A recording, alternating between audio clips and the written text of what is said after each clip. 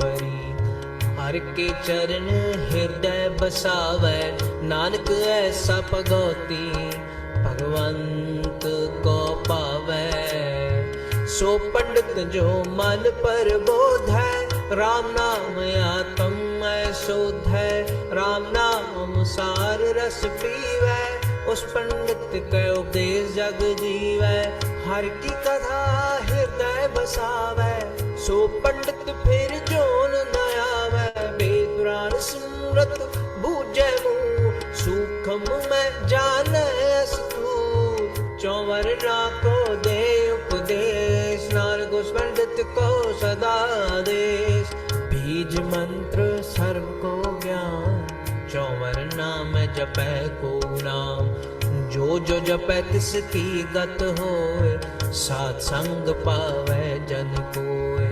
कर कृपा अंतर उतारे, पश प्रेत मुक्त पाथर को तारे। सर्व रोग का औषध नाम, कल्याण रूप मंगल गुण गाऊं। जुगत कितै ना पाइयै करमु, नानक तिस मिलै जिस लिखिया तुर करमु। जिसके मन पार ब्रह्म का निवास, तिसका नाम सत रामदास। आत्म राम तिस नदरी आया, दास दसंतन पाए तिन पाया। सदा निकट निकट हर जान, सो दास दर गए परवान। अपने दास को आप कृपा करे, दास को सब सोझी परै। सगल संग आत्म उदास, ऐसी जुग नानक रामदास। प्रभु की आज्ञा आत्म हितावै, जीवन मुक्त सो कहावै। तैसा हरख तैसा उस सो, सदा आनंद तह नहीं भयो। तैसा स्वर्ण तैसी उस माटी, तैसा अमृत तैसी बिख घाटी। तैसा मान तैसा अभिमान, तैसा रंग तैसा राजान। जो वर्ताए साई जुगत, नानक ओ पुरख कहिए जीवन मुक्त। पार ब्रह्म के सगले ठाव, जित चित कर राखै तैसा तिन नाव। आपे करण करावन जो, प्रभ पावै सोई फल हो। पसरियो आप होए अनंत तरंग, लखे न जाए पार ब्रह्म के रंग। जैसी मत दे तैसा प्रकाश, पार ब्रह्म करता अविनाश। सदा सदा सदा दया, सिमर सिमर नानक भय निहाल। सुनो पुस्तक करे अनेक जन, अंत न पारावार। नानक रचना प्रभु रची, बहु बिद अनेक प्रकार। अष्टपदी कई कोट होए पुजारी, कई कोट आचार व्यवहारी। कई कोट भय तीरथ वासी, कई कोट बन भ्रमै उदासी। कई कोट वेद के श्रोते, कई कोट तपीसर होते। कई कोट आत्म ध्यान धारै, कई कोट कब काब विचारै। कई कोट नव का नाम ध्यावै, नानक करते का अंत न पावै।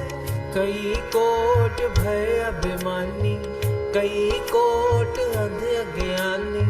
कई कोट कृपन कठोर, कई कोट अभिक आत्म निकोर।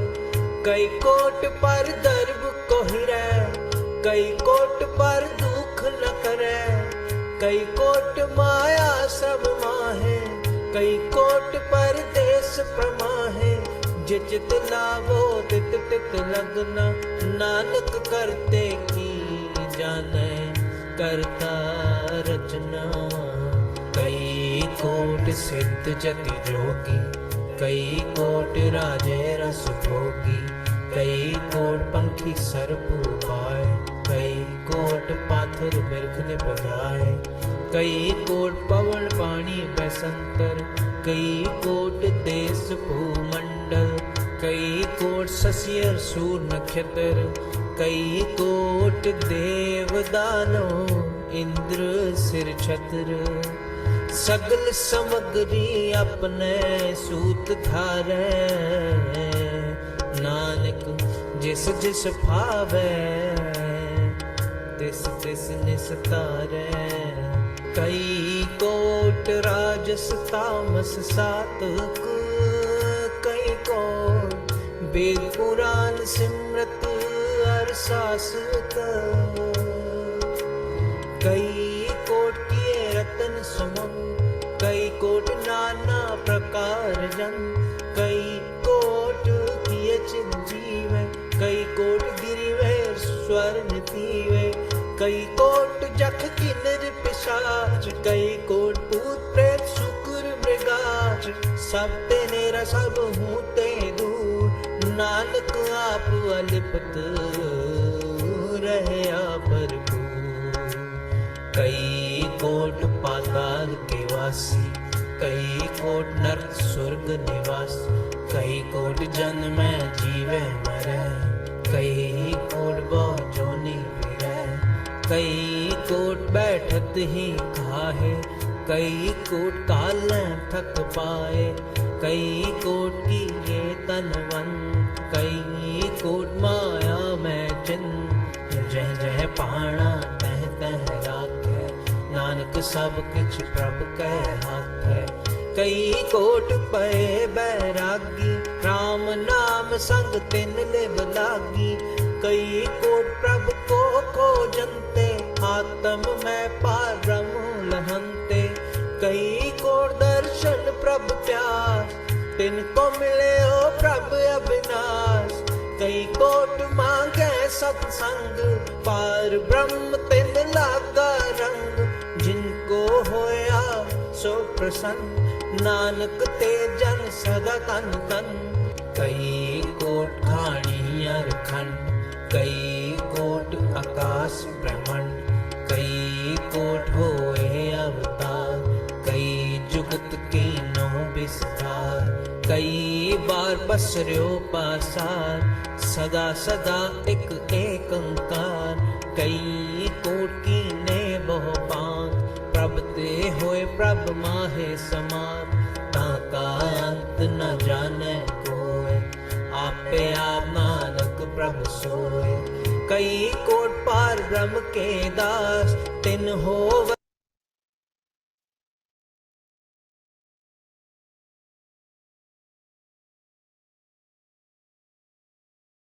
सत्संग पानी का काम करता है, खोल खोल खोल खोल कर समझाता है।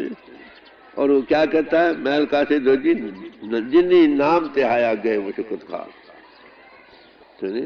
पर ये मत पापा के संग और तो पै नामे के ना, ये इलाज है। उसमें महारस है नाम में, काम में विषय विकारों में क्या रस है। जब वो रस आवे रस नहीं भाव।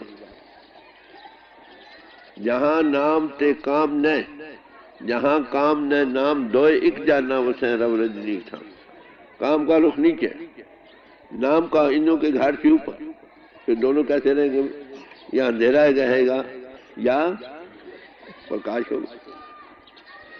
तो ग्रस्त जीवन में ये मैं फिर अर्ज करूं, ये विषय विकारों की मशीन नहीं। सारे आश्रम में स्थिर आश्रम है। सब आश्रम का आधार है गृहस्थ आश्रम। बड़ा ऊंचा आश्रम, जैसे दरख्तों में चंदन दरख्त होता है, ऐसे गृहस्थ सब आश्रम में है। इसमें काम क्या करना। महापुरुषों ने कहा, और सब बड़े महापुरुषों के जीवन पढ़ो भाई साहब। स्वामी रामतीर्थ ने कहा, जब तक हिंदुस्तान में स्त्री और पुरुष आपस में पितर जीवन नहीं बसर करते, जिसे भाई बहन का होता है पितर जीवन। भाई बहन नहीं बन जाते, एक साथी है वो जीवन।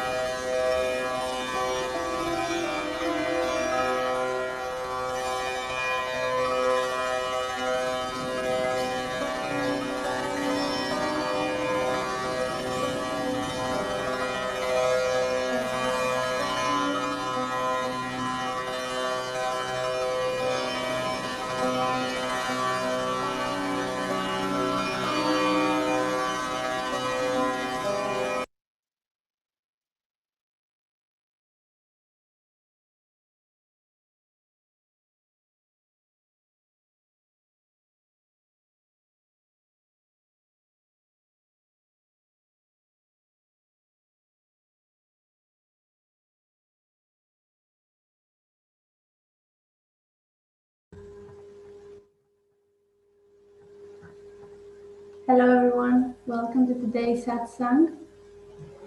Today we will start our schedule with a poem by Suzanne von Schroeder, The Man of God, poetry by Rumi.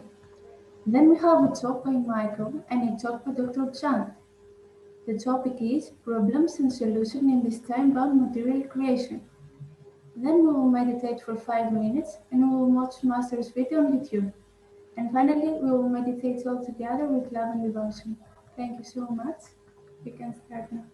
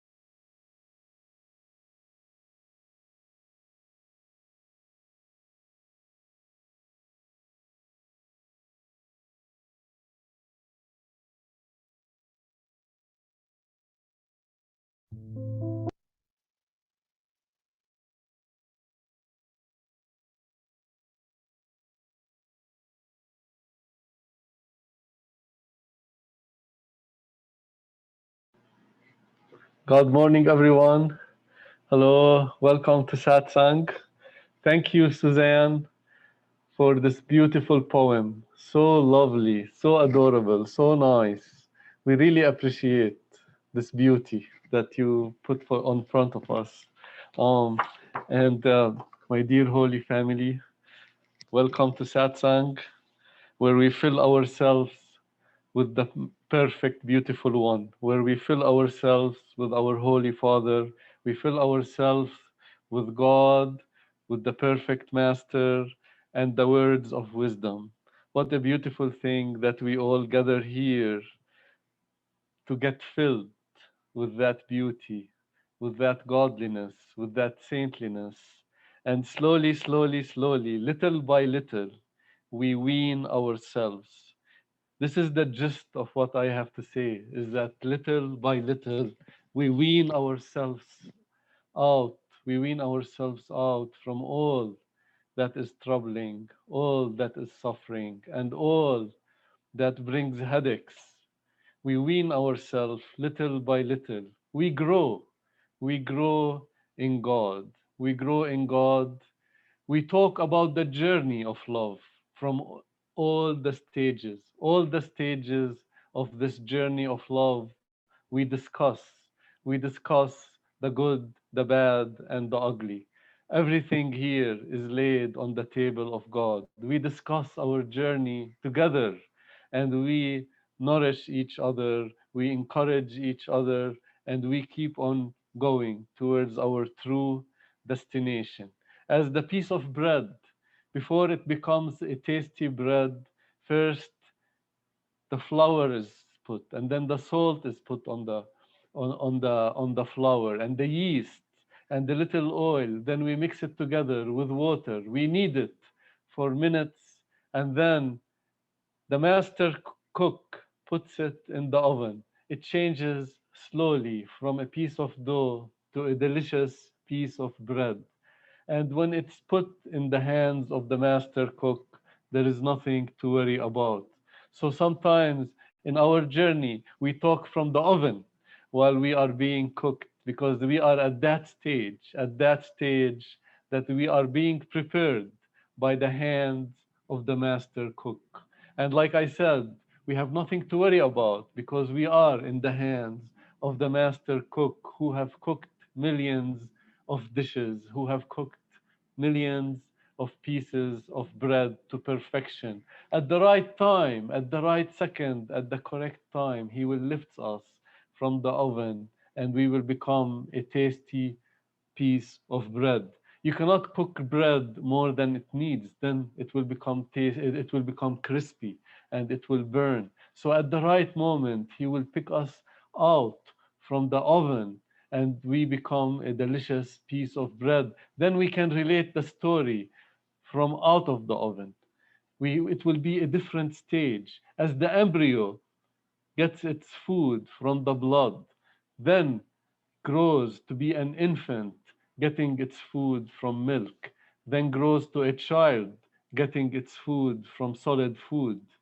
Then the child becomes a man or a boy, searcher of wisdom, and then a hunter of what cannot be seen. These are the stages of love. These are the stages of love that we discuss every day. We discuss every day to encourage ourselves, to nourish ourselves with godly wisdom, and to go one step forward towards our true destination. So it says, wean ourselves little bit by little bit. The saints say we have to wean ourselves. We have to do the battle. We have to do the battle. And how does an eagle battle a snake? The eagle does not battle the snake on earth. The eagle, because on earth, on the ground, the snake has its most power. It has its most power and its most venom, and it can overcome sometimes the eagle. But the eagle lifts the snake into the air. When the snake is in the air, it loses its power. It becomes powerless. It becomes powerless as it cannot fight in the air. The same way, the lovers of God take their fight, take their battle within, because within, in the outside world, it's the realm of the negativity, but in the inner world, we take our battle there. Because why? Because Master is there. Master is inside of us, and He will wage that battle for us. He will wage that battle for us, and He will help us conquer all our weaknesses or our negativity. Everything that is opposite of God will be slowly taken out. This battle that we have to do, we have to do it ourselves. We have to do it ourselves, as nobody else can do it for us. That the process, the stages of love, we have to undertake ourselves. We have to sit in meditation. We have to come up here to the third eye center. We have to offer our soul to the master soul to polish us. Nobody else can do this work for us. Which reminds me of a story. There is a Sufi story that a Sufi went to an inn, and he wanted everybody gathered around the Sufi because they wanted to hear the story of the Sufi in meditation. So they gathered around him, and the meditation has started. And then after the meditation, the delicious food has been come out. However, the Sufi remembered his donkey. The Sufi remembered his donkey in the stable and ran to the stable as he loved his donkey so much. and he asked the man in the stable, can you please do this? Can you please take the saddle of my donkey very gently?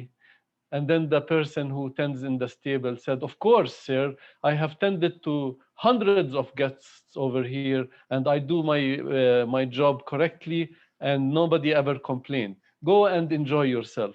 But then the Sufi said, please, I beg you, can you please put some cream to where he has a sore under the saddle?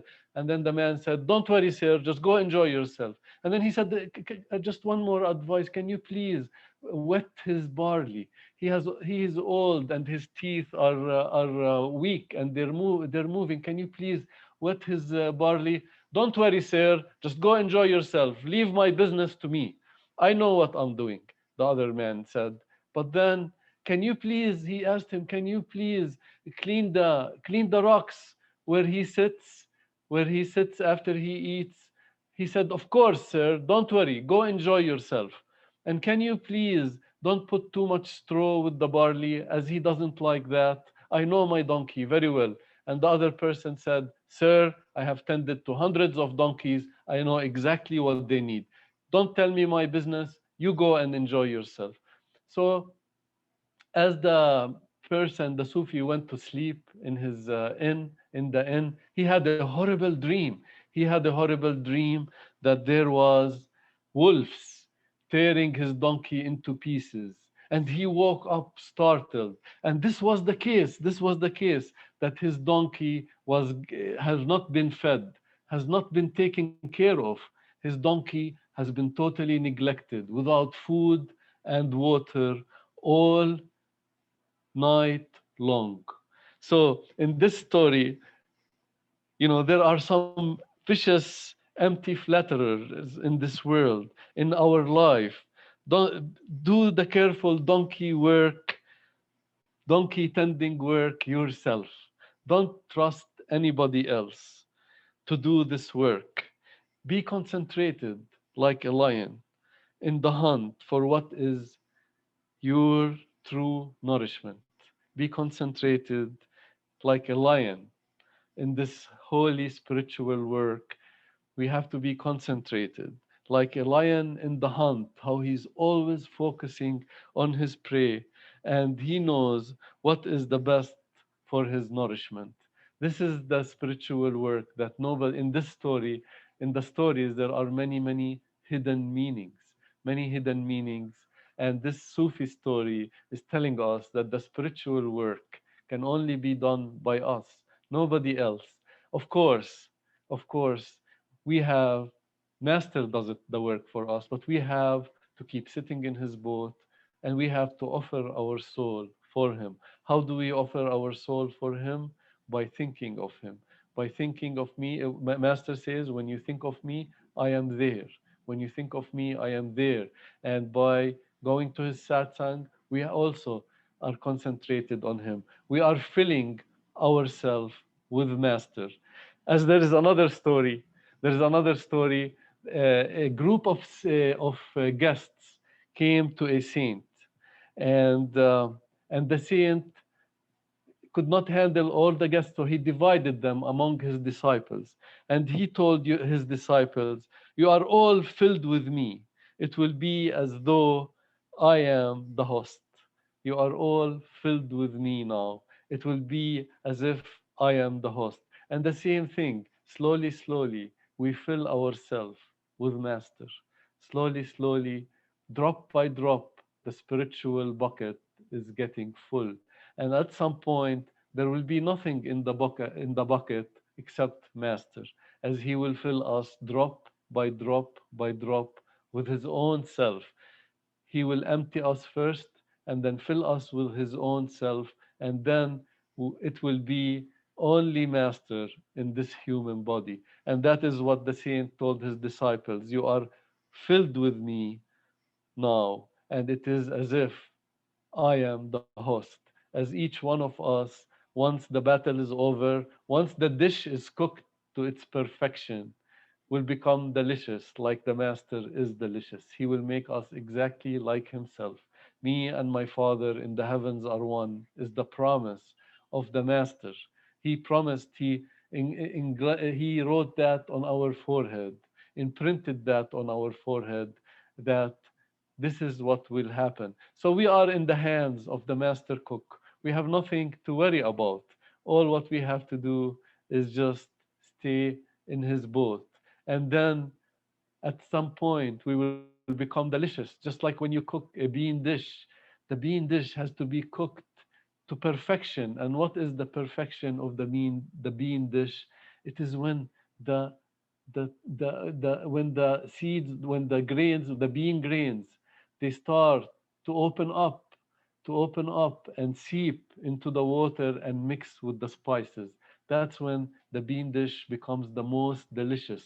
When the bean itself, through cooking, when we cook it for an hour and a half, or when we put it in the pressure cooker, at some point the bean opens up and seeps in and mixes. The flavor of the bean mixes with the water, the spices, the salt, the pepper. It mixes up and it makes a delicious meal. And the same thing, that is what Master is doing to us. Slowly, he is cooking us, he is nourishing us until we open up and we merge, just like the bean's taste merged with the water and became delicious. We will open up, and our soul will seep into the God soul, will merge into the God soul, will become the God soul, and we will become delicious dishes for all the world to partake of us, for all the world to enjoy us and enjoy our godliness, our goodness, our love. That will be Master's love, because we will be nothing except Master. This is my introduction for today. I hope you like the Sufi donkey story. um, and thank you, Master, for the seva. And I welcome my very dear brother, Dr. Shant. Can't wait to hear his words. Hello, everybody. So nice to see you all here. And as the subject today, I thought I'll be talking on, the problems and their solutions in this time-bound material creation. And Michael has again set the stage, for that. Because he talked about all those points on which we'll be talking today and sharing our views that how really we can manage in this time-bound material creation, how to really do that. Now, the initial few words by Sant Kripal Singh Ji Maharaj was there, in the beginning of satsang today. And what he's trying to say is that, living in a family is the best way to go through life, because if you go to a secluded place and start meditating without your family, so then it is not recommended, because the best time is to live in the family, face all those problems of life. Because, in a family, you are going through those problems of day-to-day life, and how we can really have solutions of these problems, day-to-day life problems, So this is what is a very key area for all the satsangis to understand, that how living in a family, you got to manage almost everything. Sometimes we don't like someone and we separate and live separately and try to do meditation, etc. But now living in a family gives you all those areas of your problems, because the problems of all others in the family is also yours, because they are discussing about it, you are knowing their problems, and sometimes their attitudes are entirely different. Now, looking at the attitude of your different family members, where the problems start, and there is a discord because the views don't meet each other, because each one of us is unique, and that uniqueness needs to be respected. That's how you can understand the problems, and you can't escape that. It is not an escapism, even Ishwar Puriji talks about. So it is not an escapism that you close your eyes and get into meditation, don't look at those problems. And he also says, just head on, meet the problem and beat the problem. That's how some of those words, which Ishwar Puriji also sometimes explains. Now, the beauty is that let us now today analyze that what kind of problems, we face in this life. First of all, we have got certain requirements of the body, which I always say it is hunger, clothes, housing, vanities of the world, sex and sleep. So these are your body needs, and then the mind which deals with these problems, as I always mention, the attributes of the mind are, lust, anger, ego, attachments, deceit, fears, and worries, because we pre-calculate the future. Now, this is how these permutations and combinations, not of your own, all the family members, your friends, where you are living in a society, because the saints have told us that we are a soul. We are, apart from this body and mind, which we have acquired the mind and created the body. So each one of us all around, including plants, including birds, animals, pets, everything, all have got those three basics. They have got a body, they have got a mind, they have got a soul. Now, if we understand that each one of us is a soul, all those living entities is a soul, and at the same time, as we've been working on it from the last so many years, now we say the whole cosmos is also three. As I explained, the floating material bodies, the universal mind embedded with information system and laws of nature, and the absolute. Now, because the whole cosmos is one living entity, and we are part of that. So all these three of any life on this earth, anywhere, are connected with those three of the cosmos. So we are part of the whole. Now, looking into this area, now there are problems, because problems are again dealing with these aspects of body and mind. And everybody does not have that ability to fight with all this, to manage all this. So what Master has told us, he has told us the divine attributes, that we have got those beautiful divine attributes, which I always mention. It is love, compassion, mercy, forgiveness, wisdom. Wisdom is one area, and love is also another area. Forgiveness is an area. These attributes, if you take it one by one, it will be something wonderful. So wisdom, humility, state-of-art planning ability, and planning and execution ability. Let us face as it comes. Justice, these are your powerful things of the soul. Now, these things have got solutions, for everything. Now, state-of-art planning ability will definitely give you those ideas, which very easily we have been conveyed by all the satsangs of Ishwar Puriji also, and all the masters been talking about this, that you are connected with the absolute, which is absolute intelligence and a capable force. Then the next word is all-knowing, all-pervading. He knows everything. Now, you know what he does?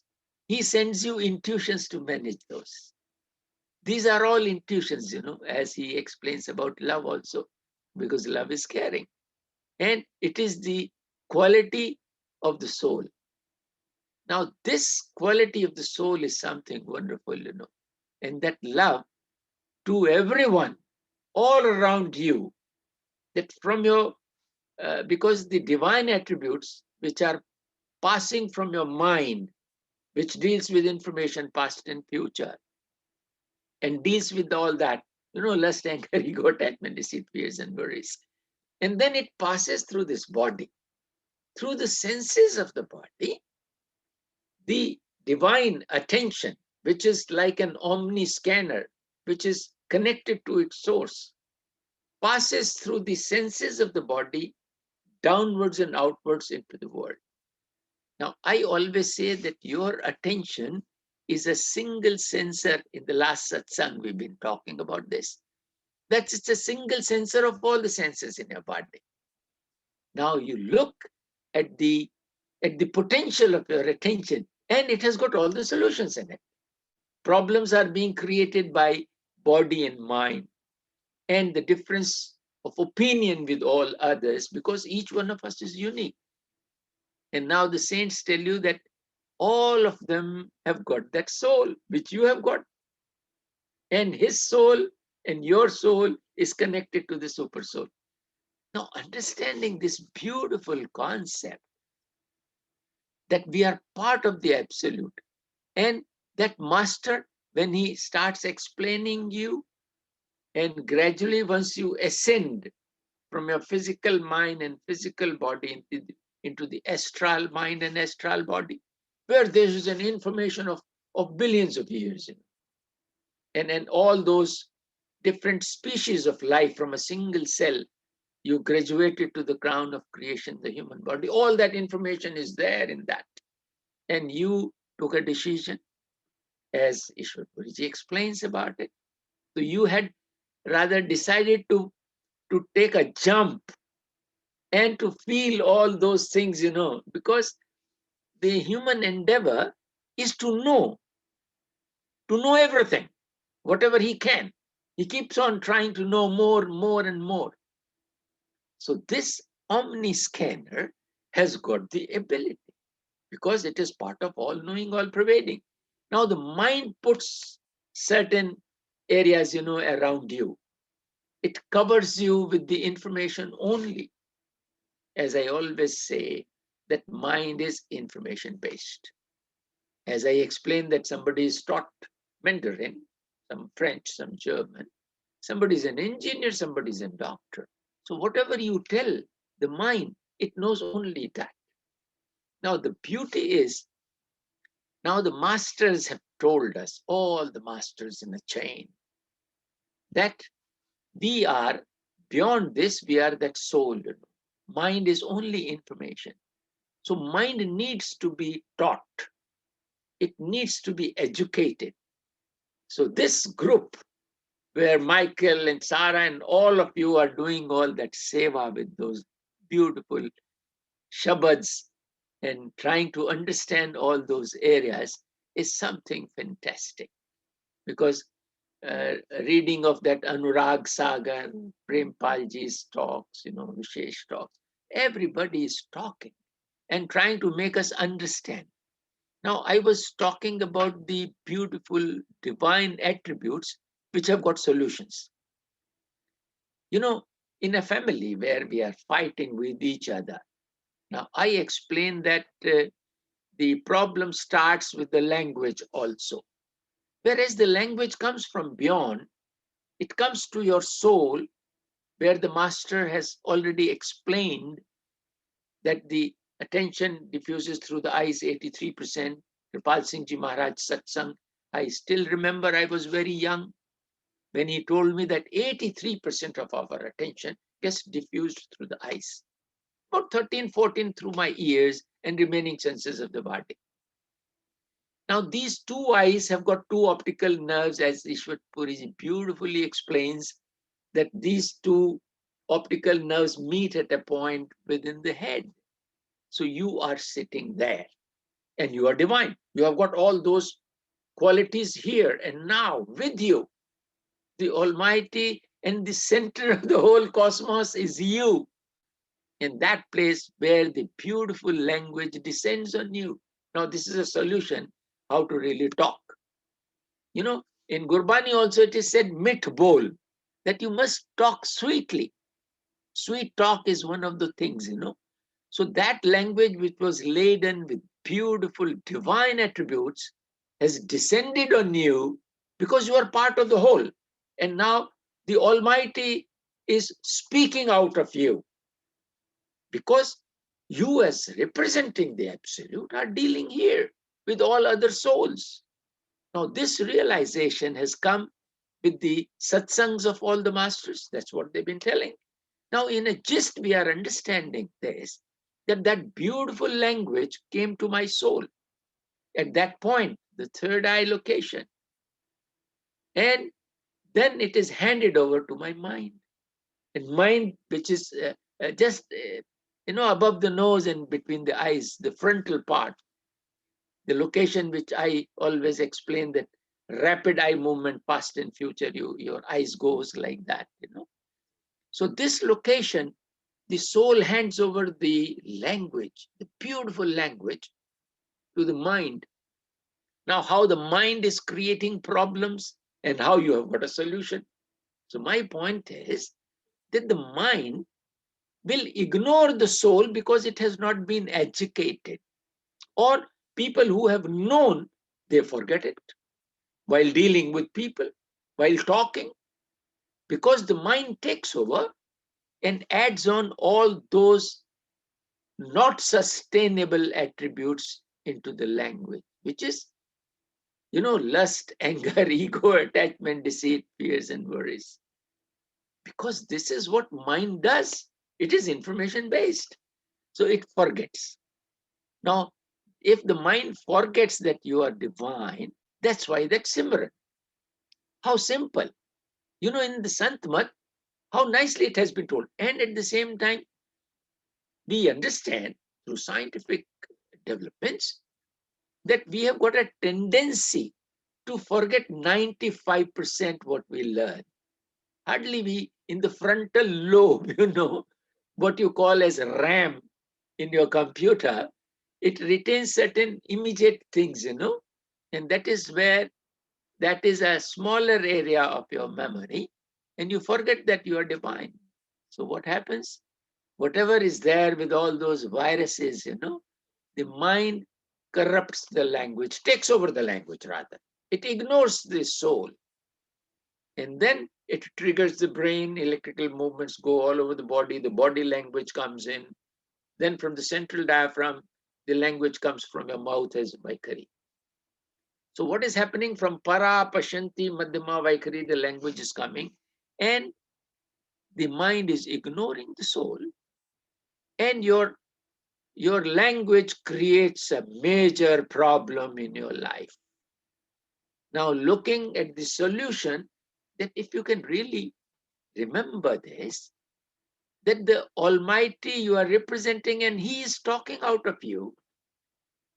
And now, why don't you allow that language, the divine language, to come as it is, through the mind and through the body, the divine language? And that is what really happens.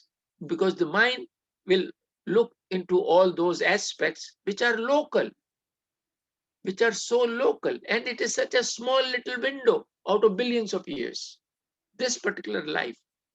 So understanding this area, that how problems arise and how you have got those solutions with you, because they are not sustainable. All the attributes of the mind, because you can evaluate your own problems. If I'm telling you these points, that the body needs and the needs of the mind, as I always say, tremendous amount of permutation combinations of these. If there is a small little discomfort to your body, you are irritated because it's a body need. Whereas the solution is that you have got a beautiful, attribute of your soul. Let us face as it comes. We have got that inherent quality in us. So this soul, which can pass through 0.84 million species, it can pass through all those, bad and good things, all those weathers it has gone through. And it has got those abilities to face things as they come. And if you forget this, then that body whose comfort have been rather disturbed due to certain situations, and you are irritated on that, and immediately that bad language starts coming from your mouth. So suppose if somebody else is saying this, now this forgiveness is another key, the divine attribute, because the other fellow does not know that he is a soul, or he has not understood the satsang as yet. He is a family member, of course he also goes to the satsang, but then he has not understood those things in their nitty-gritties, very fine areas of knowledge. And it's such a beautiful knowledge, and how nicely it has been explained. Once you know that you are three different fellows here, so it is better knowing all these three. Say, for example, if you say you are a boss and you want to hire someone, what do? You try to know, and you want to take his CV to understand that what all he has studied, what family he belongs to, and what are his knowledge, and what are the report from all other services he's been serving.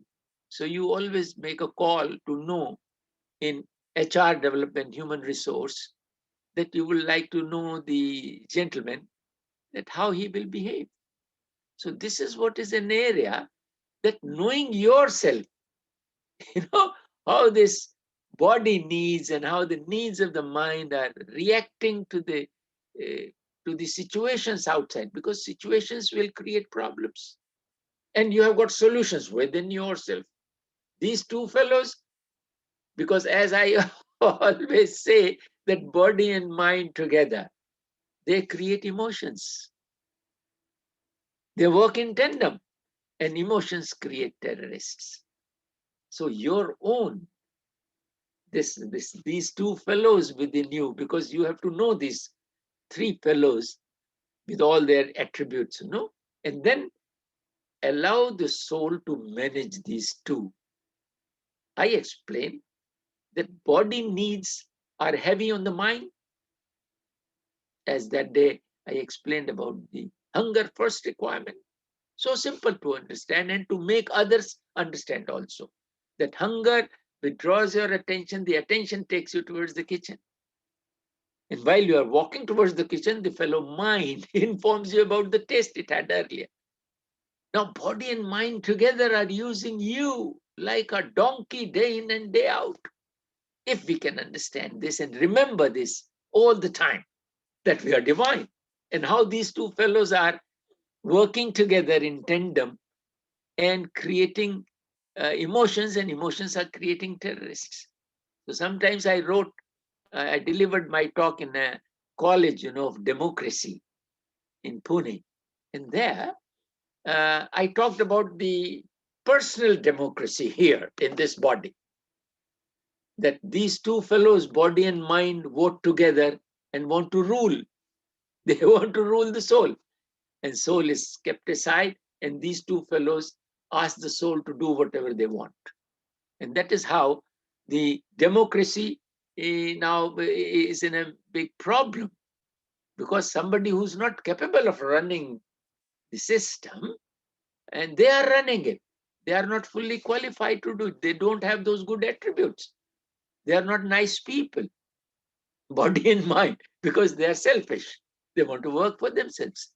Now, as I understood that, including Mirabai and all the saints have explained, Sejubai, that it is love that really can make the body feel loved. And then this love can join hands with the soul.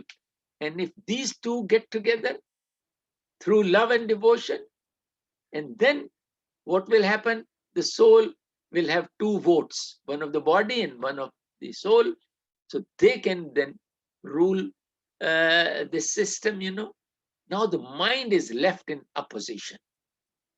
As even we could see in the case of Trump, a lot of things happened, Even in India, things are happening. So what I would like to say, that body in love, it can join hands, but the mind behaves like a terrorist then, because it is in opposition. It doesn't want to join hands. So how the mind can join hands, with the soul? By knowledge, by gyan. This is what we are discussing here in Sant Mat, that if we make the mind, if we educate the mind, then the mind will also join hands with the soul. So if all these three fellows, they work together in the personal democracy, it's all good for everyone. Sabka saath, sabka vikas, sabka vishwas. That's how in our country the Prime Minister is trying to say.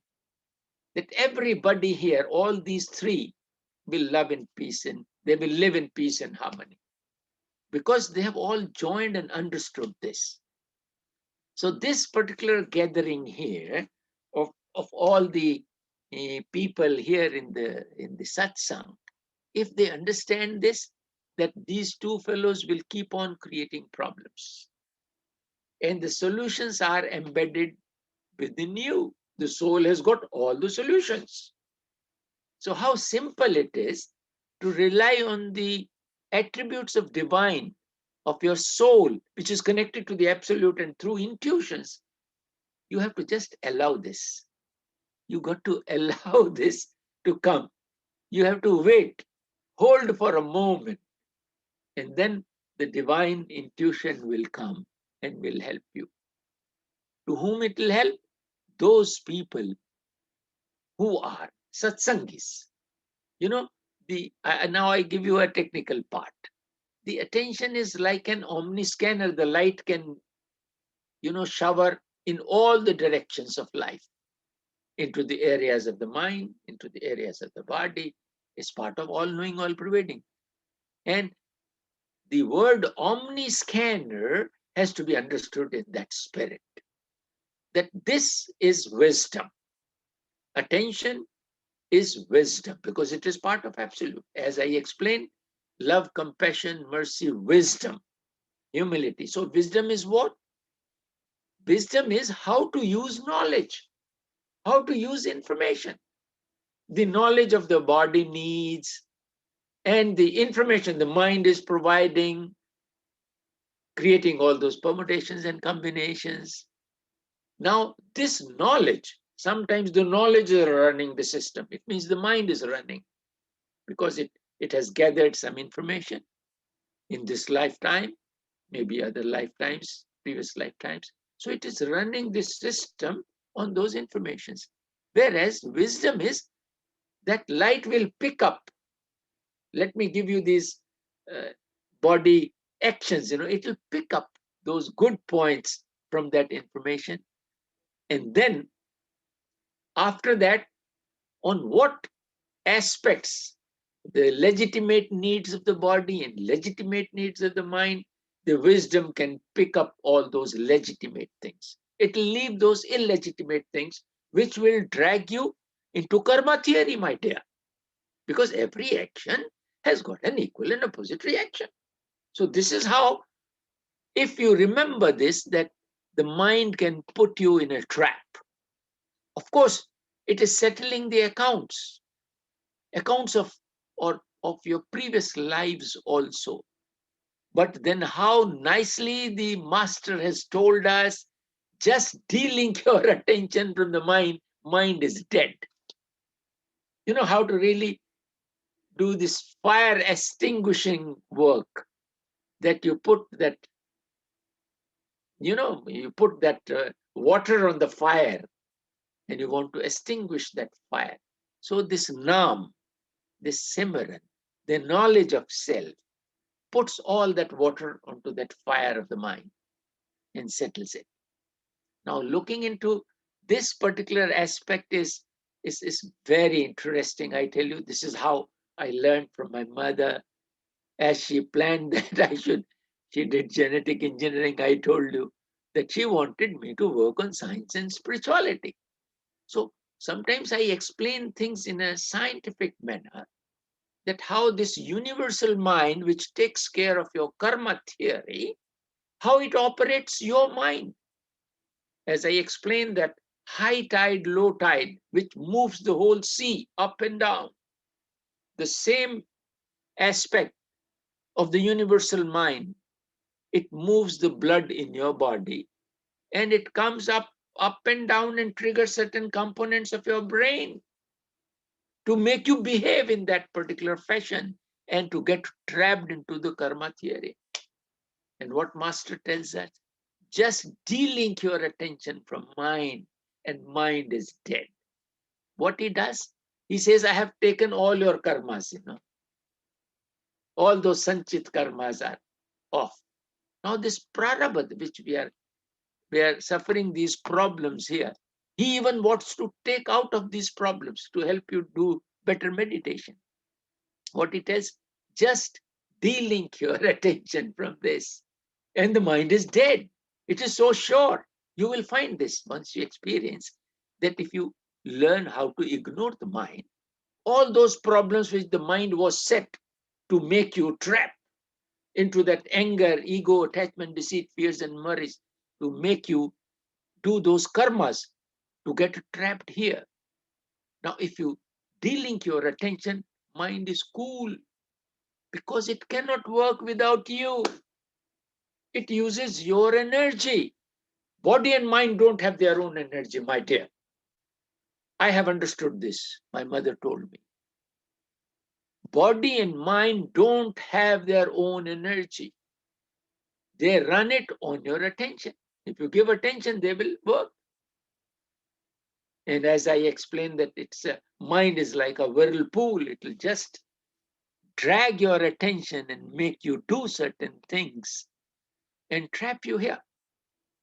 It's such a simple area of knowledge, And that small little word from Bulle Shah to, Shah Inayat to Bulle Shah. Rabda ki pauna, edron putna te edr lamna. Means it is so easy to get Almighty that de-link your attention from body and mind and link it there. How simple it is. And how Ishwar Puriji explained each and every aspect in so many details, that how it is all happening. And I think we are so lucky to have him with us. And his videos, now the technology. Otherwise, in earlier times, there used to be these books, and this Sar Bachan and all other books are there. And it was very difficult for us to take out time and read them and try to understand them. All those Vedic knowledge and Gurbani, they were all written and songs were there. But now the technology has given you, it has captured Ishwar Puriji in these videos. You have got him anytime with you, all those headings. And the other day, Rohit sent me that small little clips of few minutes, each clip. So now I think we must have the storage in our computers, all these videos, and you can see him just talking live to you. He's looking at you in the videos. And we must thank the technology. Again, it is out of the mind, because mind created all this. So mind has got very good tools, as he explains, that you can use that imagination, and you can use the tool of thinking there, and then planning all that. So it is all there. Now scientifically, as he very rightly said, that this revolution is gonna take over the whole world from the West. Of course, the knowledge has gone from India, and we are all ready to take it up. So I would like that all these videos, even these videos where we are talking now, are all available. And Barry Q is really working that he takes out my clips and sends me separately. So this is what, if we can really use this technology to convince ourselves, and this has to go to the whole world, my dear. The responsibility comes on you, on all of us, that the new generations must understand this. That's why we are working on that education system for children. And we are not mentioning any religion, not even naming anything like Radha Swami there. We are not. We are trying to develop it with a beautiful name, on it. First of all, right to enlightenment for the UN and duty to get enlightened for elderly, for different people, to have a, all the religions together, because Kripal Singh ji been working on it. World Religious Conference has been there. So we have got a wonderful area, a small little area for that. Then for UNESCO, for all the schools, it is based on co-aim theory and practice, which is correlation of your attention, information, and material. Attention is the outer expression of your soul, information is your mind, and material is your body. These three are connected with those three, and each, even a seed has got those three. The seed has got a mind, whether it is of mango, gram, or a wheat. All that information system and laws of nature are embedded in this. It has got a material body. It has got a soul. Now see how easy it is for the children to understand.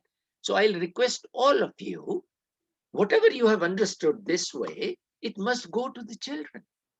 So please, all around you, wherever you find a child, I don't know how you will do that, but this is what is a responsibility on all of us. That how, because all those souls, now see, these souls which are coming in huge congregations on those religious things, they are all seekers, my dear. They are all seekers. And those seekers are seeking, but they're not getting that particular clue, how to really get it. And you have got all the clues.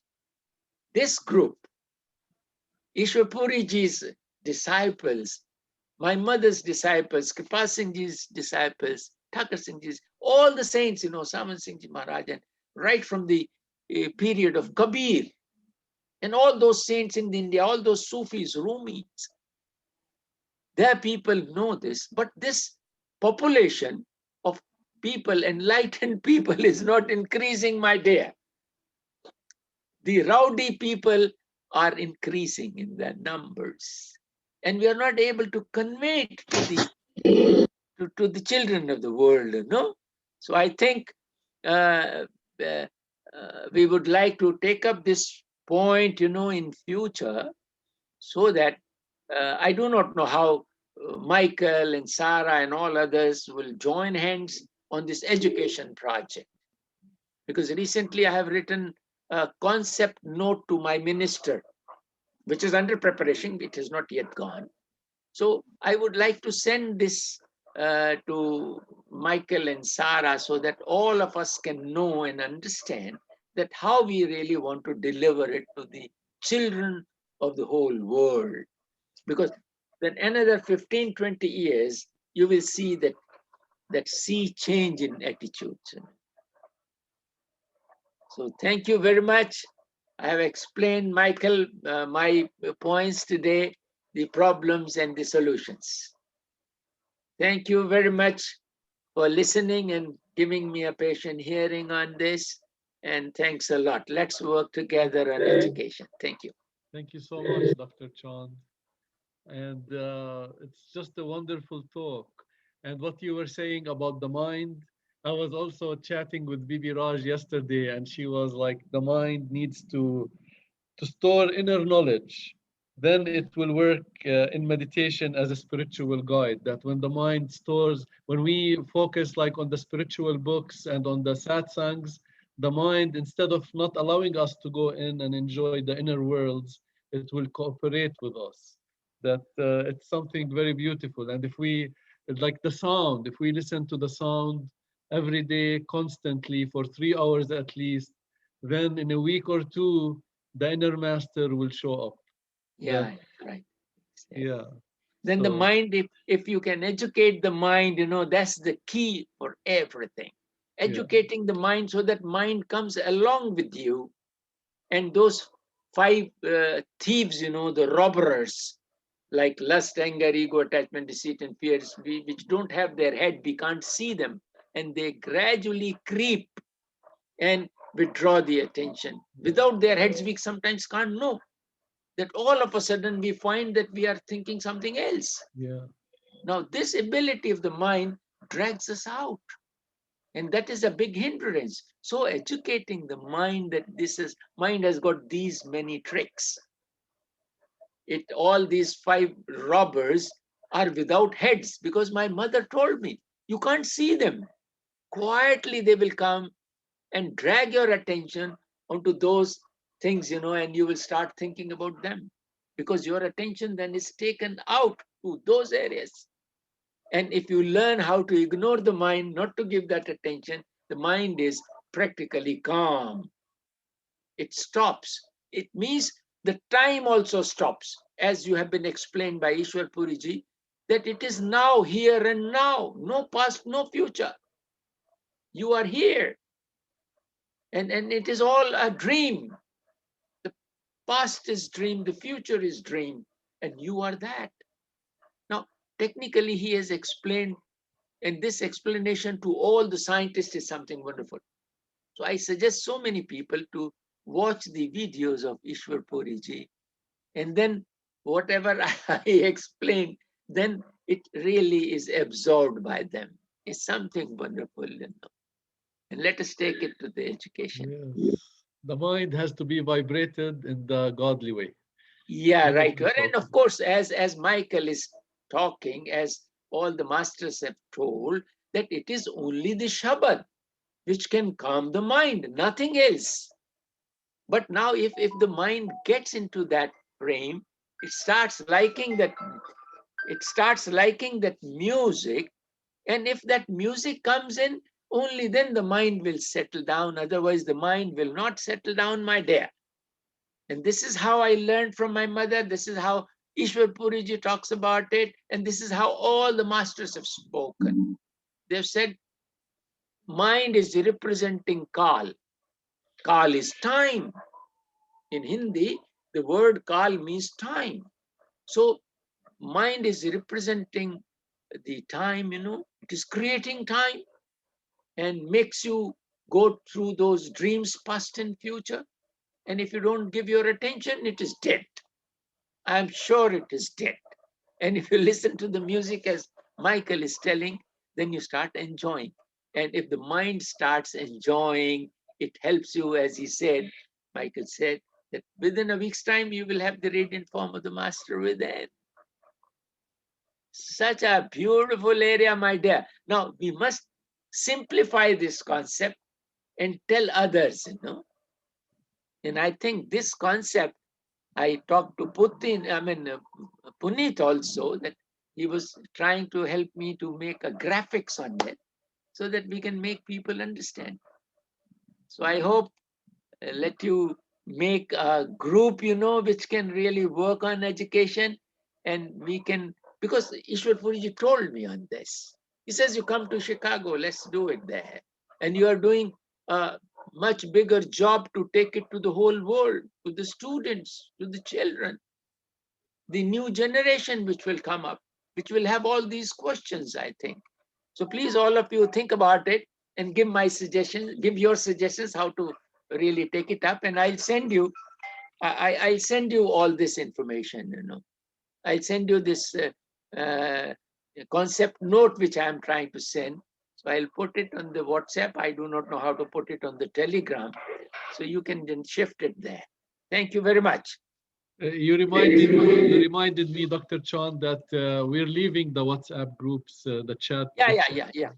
So you have to download the Telegram on your phone, and yeah, I have got the Telegram, but I do not know how to really load these documents which I want.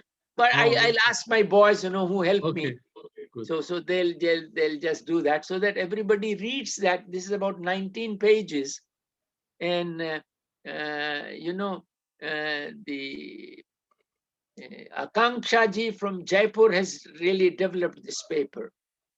Now you can imagine that how nice interest she's taking in the whole thing. And she said she will work on it. So I think you look at her document, what she has done is something wonderful. We will be improving upon it and then sending it to the Prime Minister also and to the UNESCO also. And if your people, your group also sends the similar paper to your education departments nearby here and there, things will happen. Let's make it a point. Thank you very much. Thank you. Okay, so now we will do 5 minutes of meditation to prepare ourselves for our Holy Father. And here is a beautiful poem. Bless me, Darshan, O Lord of me. My heart is yearning for thee. I am waiting day and night, thirsty for a glance of ye. Ages and ages suffered separation. This life is only to be with ye. Up to now could not find you, although all along were you in me. Sadguru opened door to him. I found my glorious friend with me. Okay, with that poem, we will do the 5 minute meditation. Wonderful. And then we'll pray, Master.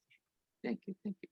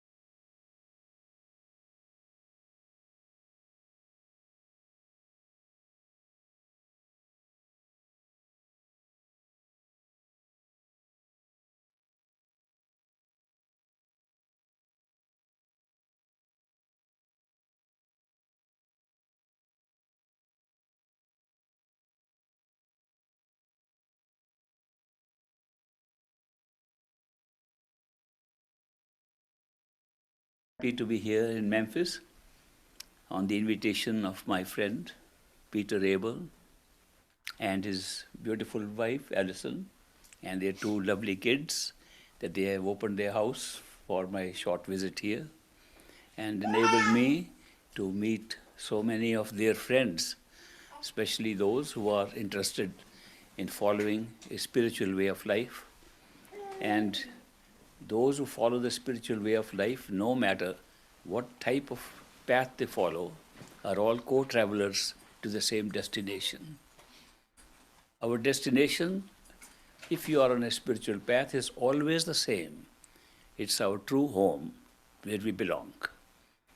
We have come away from the true home. This is not the place where we really belong. We have come here for a short period. While we are wearing our human bodies, we know it's very short because these bodies we shed away after a short time. In terms of cosmic time, where we talk of billions of years, 100 years, 80 years, 120 years is a very short period. So we are here wearing these bodies for a very short period. And during that period, we have a great opportunity to go back to our true home. And this should be done while we are still in the body, because once we leave the body, we have no idea whether we will have this ability to seek to go to our true home. In order to seek and to find, we have to be having an experience called free will, to make a choice. We know that in other forms of life, there is no choice making. Nobody has the free will to make a choice. But in human form, we have the ability to make a choice. And that free will enables us to seek. And to seek is to be able to find. That's always been the law, that if you can be a seeker, one day you will find. Whatever you seek, you find. Even in this physical world, when we seek something and we put our attention on that, we achieve it. So the secret of finding out our true home and being able to realize it while we are human beings is to seek. Seek in our hearts. Not seek by shouting loudly for it. Because who is going to hear us? When we seek, who hears us? Something inside. The truth is that the reality, our own true kingdom, our own true home, is within ourselves and not outside. The kingdom of God lies within us, never outside. Outside is a created universe. The creator is inside, not outside. Therefore, if we want to seek, we have to seek inside, not outside. People say, what does it mean to seek inside? Where do we see? What is inside? Well, let's see what we think is our own self at this moment. We have assigned names to ourselves by our parents, by the church, by somebody who has said, call this body of yours by a particular name, and we assume that name and we think that is the self. Somebody addresses us by that name and we respond as if that is ourself, which means we have totally identified ourselves with a physical body and we think this is ourself. And we think everything that happens is within ourselves. That may be true or may not be true. Maybe we have some other form of life which was pre-existing before we had this physical body. Maybe we have an afterlife in which we have another form which is not this physical body, and therefore we are not sure. We don't remember if we had another form earlier or not, and we certainly don't know what will happen after we die in this physical body.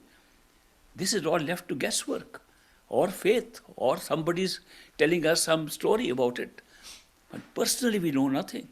Personally, we think this body of ours is ourself. If that is true, and even if it is not true, so far as we believe it is true, that this body of ours is ourself, then when we say the kingdom of God is within us, we are talking of inside this body, not outside. We can't be looking out from here and say we are finding out the kingdom. We have made things outside. A whole nature has been created outside. A whole creation exists outside. But the creator must be inside this body. Now, when we want to explore, is it possible to actually explore what is inside this body? We look at the body. We are constantly looking outside through our eyes, through other sense perceptions, our ears, our touch, smell, taste. We are always using these to look outside. How do we look inside? People say, by prayer you can do it. Close your eyes and look inside. When we close our eyes, it's all dark. At least when we open our eyes, we can see something. When we close our eyes, we're not seeing anything. And all we see is just the color of the lights from outside. And we are still looking outside. By closing eyes, we don't go anywhere else. We're still there. We are still trying to look outside because the only way we know of looking is with these eyes. We close our eyes and still try to look outside. There must be a better way of trying to explore what is inside. And if something is inside this body, where could it be? Supposing we are a spirit form, a soul. Let's, just for the sake of argument, imagine we are a unit of consciousness called the soul, and that is providing life to this body. That is providing life to our mind to think. That is providing the power and energy to our sense perceptions to function. Supposing we believe that we are a spirit or a soul. Where would the soul be in this body? Let's explore. Could it be in our hands and our feet? They seem to be the most removed from where we are thinking about it. They seem to be the most removed from where we are asking this question. We come down to the torso, we come to the heart. Ultimately, we discover that where we operate from as a waking human being is from behind the eyes in our head. It's from the brain that we do all these things. So whatever the truth is, it is lying inside our head, in the brain. Would it not be an interesting exploration if we could just go inside our brain and study, are we really there? Is there a soul there? Are we a soul? Can we practically check that out? Would be a great exploration. And now what the mystics and saints have said is, it is possible to do so. They have been saying it for centuries, the same thing. And they say, know yourself, find yourself inside yourself. And all they are pointing out is that your real self, your soul, is lying inside yourself in your head. Go behind the eyes. We don't know how to go behind the eyes, but there's one method, and that is with the power of imagination. We can imagine any place we want to go to. We can imagine we are on top of this building. We can imagine we are in another city. The power of imagination is a gift given to us. Very powerful gift. Everything that we have produced in this world is with the power of imagination. Everything we are doing now, creatively, productively, is with the power of imagination. So the power of imagination cannot be underestimated. It cannot be called purely as imaginary thing. The power of imagination leads to concrete action. Can we use the power of imagination to imagine that we are actually sitting in the head? It makes it even simpler if we were to consider that this body is a temporary abode, a temporary house given to us to live in. And we are living in this house and using it. It's a movable, mobile home of ours. And we have a very nice place from where we operate it. That would be behind the eyes. If I were to describe this house we call the human body, I would say it has got 6 floors. 6 floors because there are definite energy centers, the 6 centers that separate the functions of different parts of the body, and they can be likened to 6 floors, 6 levels of a house. Starting from the bottom, we go step by step and go to the 6th floor behind the eyes. If we close our eyes and imagine that we are there on the 6th floor of our house, sitting in the center of our beautiful 6th floor house, from where we can look out. If we want, we can open our windows or close the windows. We can decorate the house with our imagination. Supposing we did that behind the eyes and imagine, what are we really doing? We are putting our attention within ourselves. I said imagination is a great gift. Attention is even more important a gift which we have been given. Because when you are aware of things, you cannot change the awareness. We are sitting in this room and the whole room is what it is. Just by looking at the room, we don't change it. Awareness of the room is totally fixed. But we can put attention on one corner of it. We put attention on that picture, put attention on what I am saying, put attention on any person. So what we have is a movable part of our awareness, which is attention, human attention. And human attention can be placed wherever you like. Human attention can be taking you anywhere in the world through imagination. Now let's put the two things together. We put our attention in the area which we think we are imagining we are inside our head. Put our attention there. Think of nothing else but what is there. That means withdraw our attention from outside things which are holding our attention at this time because of our desires, our attachments, and our interests that have been developed in everything around us, outside of us, and not inside. Now we are making an effort to put ourselves inside ourselves in this body, which we think is ourself. And wait and watch what happens next. Now, these are big gifts, imagination, and the power to move your attention where you like. There's a third gift, the power to concentrate your attention wherever you like. There's a third big gift we have been given, all of us. When we go to an orchestra, a lot of musical instruments playing there, and we like the drums or the pipes, we like one particular item, particular musical instrument, and we put attention on that and concentrate on listening to that, what is our experience? The drums become louder, the others become less loud. And there, nothing is happening there. We are altering it, altering our perception of that sound of the drums by our own power of concentration. The power of concentration is so remarkable that if you concentrate on something, you gradually become unaware of other things around.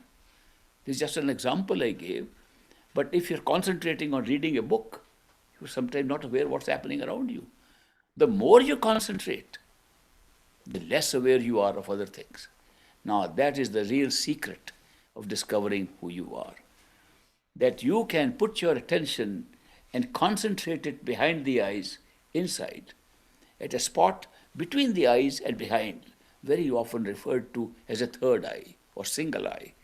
That single eye is because these two eyes, when we are looking out, we are not looking to images. They are being put together to create the sense of distance, the stereoscopic effect that is coming from the two eyes. Where are we seeing from? Where do the two pictures coalesce to become one? Even now, while we are looking at things, we are not looking to the pictures through the eyes. Eyes are being used to draw the images, put them together, and it's being put together behind these eyes in the center. And that's where we always see from. That's where we always think from. That's where we always ask questions from. And that's called the third eye center. It's just a name given because that's the location in the center of our head where our consciousness is operating when we are awake in a physical body. Simple way of describing. The single eye, which is behind the eyes, has been likened to a door opening to our own reality. If thine eye be single, thy whole body shall be filled with light. We have heard that. It is absolutely true. It is literally true. If you could really concentrate your attention to your imaginative self behind the eyes, there will be so much light you have never seen outside. This is not somebody's particular privilege to have this experience. Any one of us can have it. It's open to us. The problem has not been that this is not open to us. The problem has been from childhood till our death, we are putting our attention constantly on things outside. We are creating our desires and attachments for things outside. Never cared to withdraw attention to our own self. And by this simple mechanism, which is true meditation, which is true finding out your own self, true introspection. By true introspection, you can put your attention inside and open up the light that is there, and anyone can see them. It's so wonderful to be able to know that there is something far more real than what you're seeing outside. Not only that, you discover that the one who is now moving around in the 6th floor of this building is your own self. It's not somebody else. It's your own conscious self that is moving inside, that's creating that experience inside. And you can have so many experiences. This little head of ours, when we think of this body, it's a small space. Now put your attention there and concentrate, what will happen? When you concentrate, you become unaware of other things. First you become unaware of where you are. Then you become unaware of where your hands and feet are. See serious meditators, how they go about it. When you are concentrating your attention behind, you don't know where your hands are, where your feet are. You forget, ultimately you forget your whole body where it is. Then where are you? When you become unaware of your body, you become totally aware of what is happening inside. And that becomes your reality and yourself. That is the first step that you can discover. This body is not yourself. That there is something inside. and that operates independently of the body. We're just using it temporarily. It's a big discovery of the first level of our own self besides this body. After that, we know that the body is temporary, the name given to the body was temporary, we are here for a temporary use in order to have a physical, material experience. That's the only purpose of this body. Of course, the bigger purpose of life is that in this body, while the other self is installed into it, embedded into it, we have the strange experience of free will, that we are making our own choices, which enables us to seek, even to find out who we are inside. So there's a great use of having a physical body like that. It's not merely meant to be used for being born, eating, drinking, having sex, making kids, getting old and dying. Surely that could not be the purpose. This is the same thing that's happening to all animals. It's happening to all forms of life. There must be some distinction between a human body and all other forms of life. They have no choice. None of the other forms of life have the deliberative choice. Deliberative choice means to be able to think, should I do it or not do it? Is it right or is it wrong? The whole moral code is missing. A friend of mine wrote to me the other day from Israel, and she's practicing different kinds of meditations there. And she said she has a dog, and she feels the dog has the same sense of choice making like a human being has. She says, I don't see any distinction. You say only human beings have that deliberative choice. My dog looks at it. If I offer two kinds of food, the dog looks around and then decides which one to take. Where's the difference? I said, difference is the dog goes by its taste. Dog never says, is it evil? Is it good? Is it moral? Nobody else does it. No other form of life does it except a human being. The whole role of morality, the whole role of being able to distinguish between good and evil is only the exclusive privilege of a human being. And that is exactly the privilege which enables us to choose that is good, to choose which is wise, to choose which is the best thing for us. The deliberative choice means that we see the choices open and then we decide which one to take. Now this is what makes us a seeker, and this is the great ability available to human beings alone out of so many species of life. In our Indian scriptures, there is a part where they list all the species of life forms. They start from the plant life, and then they go on to describe insects, and then they go on to describe snakes and venoms and crawling insects and all kinds of things, and then they go on to mammals, and they go on to fish and fowl, and ultimately in the last category, out of 8.4 million species they have recorded there. It's a huge list. The last 400,000 includes angels, include higher conscious being, disembodied spirits, ghosts. They include all those plus human being. And this one human being, out of all of those 8.4 million species of life, which has deliberative free will with morality to choose between good and evil. So it's an amazing gift to have a human body. To have a human life is a great gift, and then to have the power of imagination and attention, a movable attention, and the power to concentrate attention enables us to find our way back home to our true self, enables us to find who we are.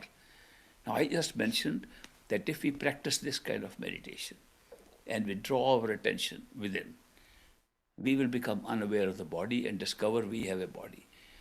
If we can stay long enough in those states regularly, we will be able to recall things that happened to that body inside, which did not happen to this physical body. For example, you'll be able to find out what happened 200 years ago to yourself. This body doesn't exist for that long, and you are recalling events that happened 200 years ago. People go to get past life regressions, and somebody tells them, "Oh, you were previously in a certain previous body, and you did this in a past life." Some people believe it, some people don't believe it. But when you have your own experience, that there is something inside you which can recall what happened, and recall that you were not this body, but you were something else. And to be able to get your own personal memory back is the greatest proof of a pre-life and an afterlife. There is no doctrine to prove it. There is no external belief system to prove it. The best is a personal experience of going within and finding out who we are. You will also notice that the power of seeing belongs to the inner self, not to the self. How do we see by imagination? If these eyes were the only one that were seeing, can we imagine and see something? Can we imagine and see something that we remember earlier, or can we imagine and see things that we have never seen? The power of imagination provides for that. So seeing is not seeing with these eyes. Seeing is something more than that. Hearing is something more than hearing with the ears. All the five senses that we are using in order to have the perceptions of this universe are available to us even without this body. The truth is that the inner body contains all the sense perceptions. It is actually made up of only sense perceptions. There's no matter. There is no physical molecules or atoms in that. But it is functioning like this body. It's similar to that body. You can imagine when you want to walk around in that inner space, which expands. When you become unaware of this body, that whole space in the head expands into a universe. And you can fly and go anywhere there. It's a very interesting experience. I am not talking of an experience people have psychically or with their heart chakra or some yogas to have out-of-body experience connected with a silver cord to themselves and still thinking this is the reality and we had an out-of-body experience, we rush back to be real in the physical self. Not that. I am talking of being unaware of this body through withdrawal of attention to behind the eyes and opening up the secret of who you are inside. And this can be done by anybody. This is, in fact, has been the message, the spiritual message of all religions, which said, discover yourself within yourself. This is not something that you can be calling it a religion.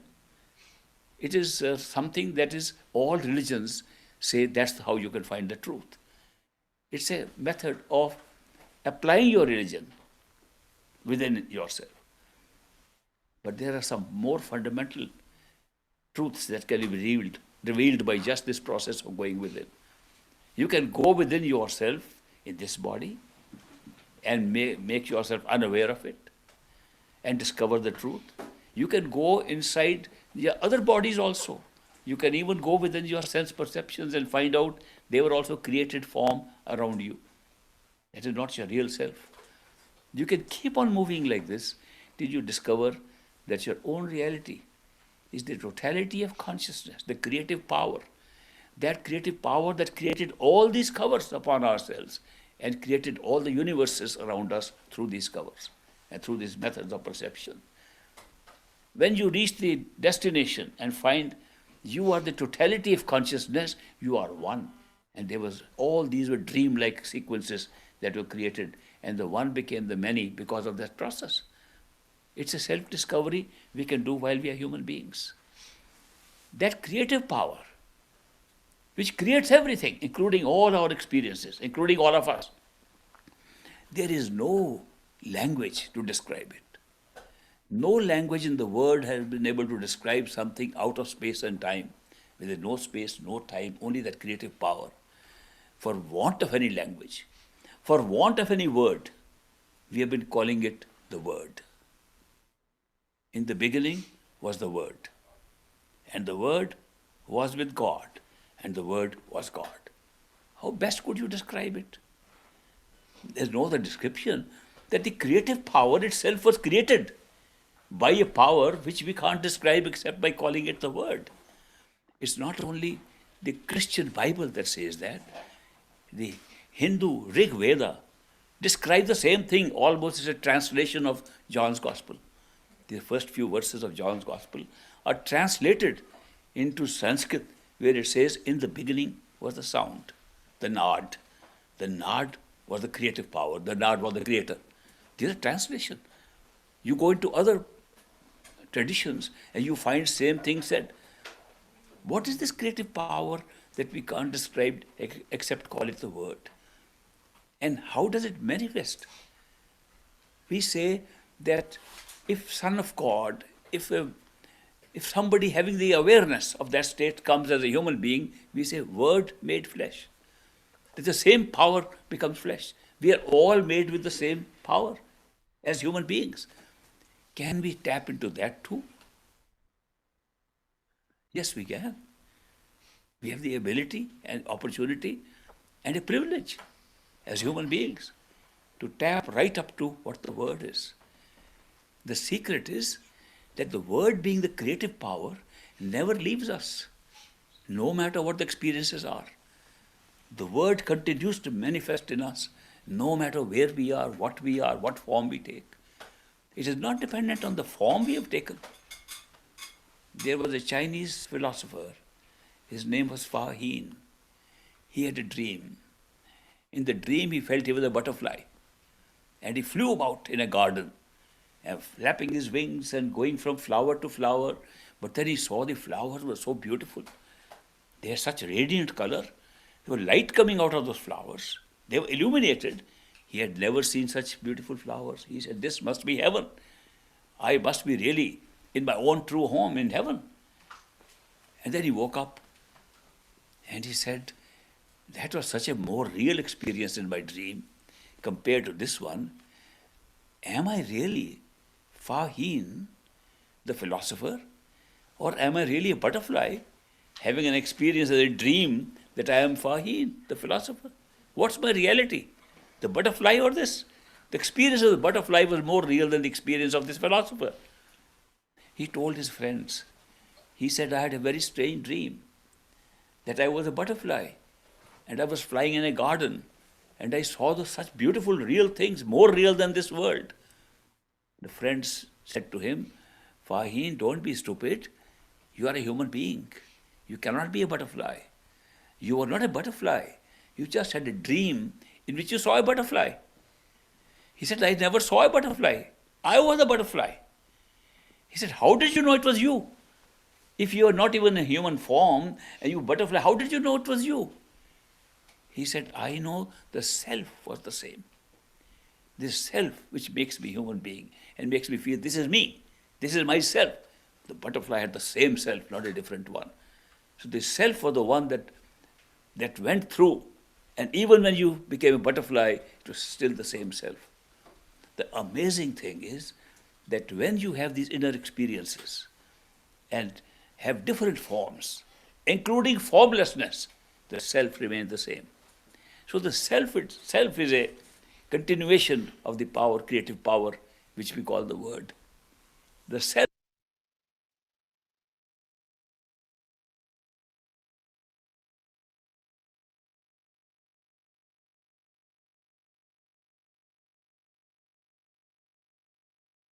Today, let's try today meditation behind the eyes with love and devotion, where you visualize your beloved and you express your love to the beloved in the best way you can and see the result.